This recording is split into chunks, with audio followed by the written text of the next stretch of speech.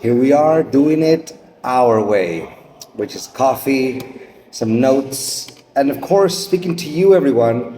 Thank you. Thank you for the response, for the encouragement, for the support that happened with the first video of coffee rants. If we need a name for these, I'm not really sure yet.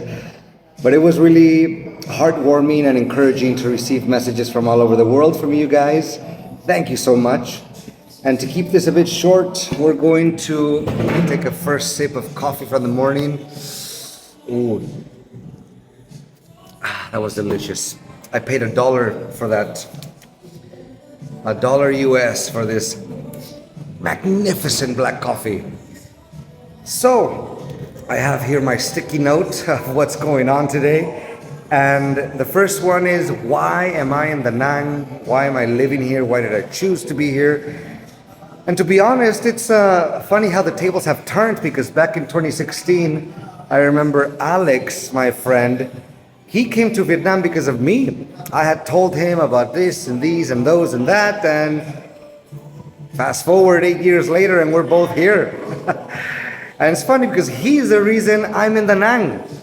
He saw the potential of this place years ago, and he just took the shot again. He took the leap, and he's like, you know what? I'm gonna go to this touristic, young, nomadic, high-techy beach town. And I'm like, damn, that actually sounds real good. I don't know why it took me that long to join him out here in Da Nang. Possibly because I was out there in Hanoi trying to build my own thing, image, career, reputation, this and these and those. But as some of you may know, I was out in Vietnam during the pandemic and even post-pandemic.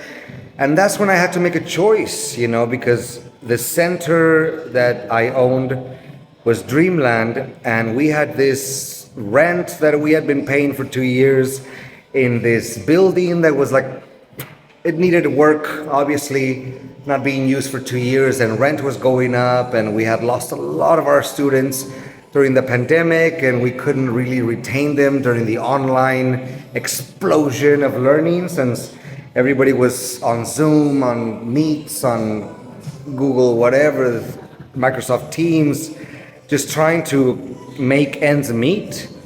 That's when I bumped into Class In, but that's a whole other story and a whole other video of what's going on online. But that's one of the reasons that I had to go. I chose to go back home after 7 years in Vietnam, after several projects and many efforts, blood, sweat, and tears, as some of you say. Thank you for encouraging me to tell my true story, because it wasn't luck, it was just perseverance and unwillingness to give up. So that's why I left Vietnam after post-pandemic. It was just not really in the cards to stay and start from zero again and all that. So I came back home to Veracruz, Mexico, where now my parents are happily retired and they're active, they love their life. They're in this little cute traditional Mexican town by a beach. So we kind of feel connected through this and that, and obviously we stay in touch. I hope to be back a lot more. But I receive encouragement and support and that go-getter attitude from my parents, and that's what brought me back to Vietnam. I was like, I need to go make that again. I need to go try again, because the whole point of it was that I saw the potential of it at first. So anyway, that's the reason of why I left.